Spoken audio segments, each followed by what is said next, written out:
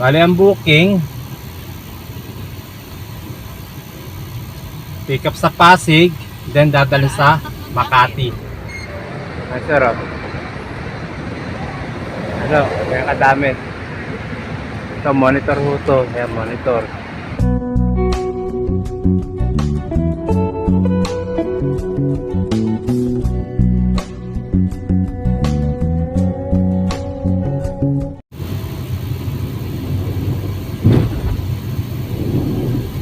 Okay, good morning po mga kaibigan, mga kasama.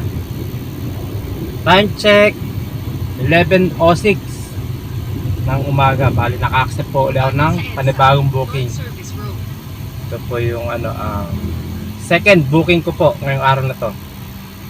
Bali ang booking, pick up sa Pasig, then dadalhin sa Makati. Bali dito tayo pinapadaan sa EDSA.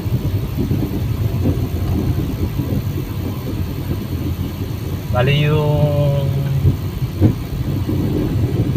item na na-pick up po kay customer, puro computer po. Tatlong set yata yung 4. Bali may monitor 4, tapos tatlong CPU. Ito na po yung isang pares, po yun. Ito yung CPU, tapos sa isa monitor nakadapa po. Tapos yung tatlong set na computer, ano po, sa compartment ko. Mamaya pakikita ko yung video, yung dami ng computer o set dito sa may compartment ko. Magagalang naman po yun, kaya kaya buhatin.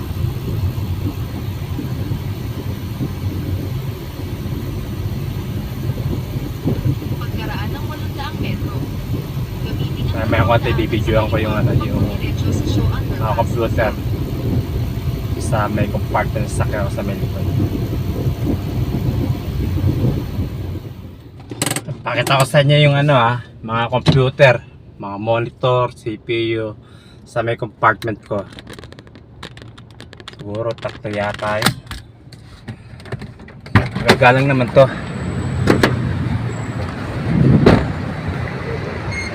Ay, sarap. Ano, kaya kadami. Ito, monitor ho to. Ayan, monitor. Doon, dito, monitor din ho yan. Ito, mga CPU. Ayan, bali tatlong monitor, tatlong CPU. Ganyan kadami.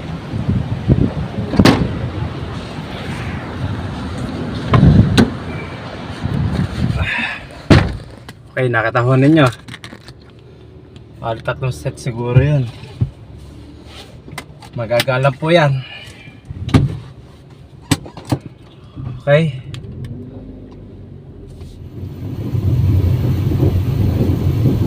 Nakatahon ninyo. Ganun lang po kadami, pero magagalang naman po. Bali Pasig to Makati City. Tatlong computer ay tapat. Sa likod nga pala.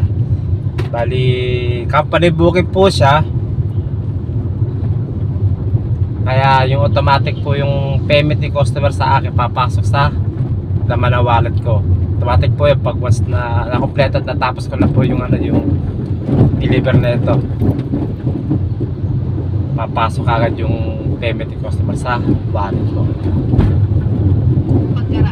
Kasi po dito sa Transportify, tatlong klase po payment. Pag once nag-book ko kayo, una sa wallet, yung pa yung madalas yung mga company po, do po payment. Tapos pag personal business naman po, personal booking, yun po nagbabayad po si customer sa GCash pag wala silang cash. Minsan naman pag may cash sila nagbabayad.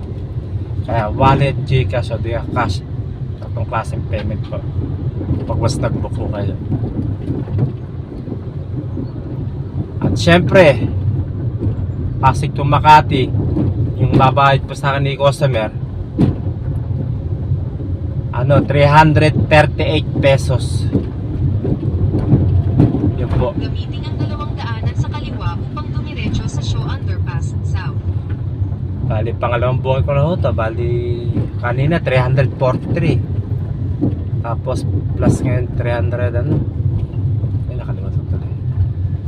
So, yun. Wala ko lang 700 na kasi 343 plus 300 plus ngayon.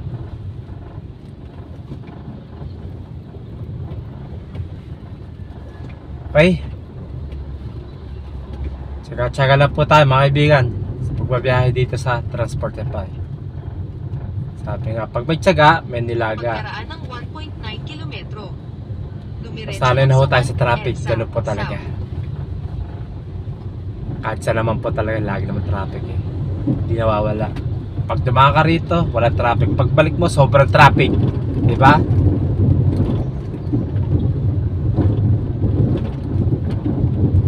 Okay, mga kaibigan, mag-iingat po tayo sa ating mga biyahe. God bless po sa inyong lahat. Keep safe and keep on driving.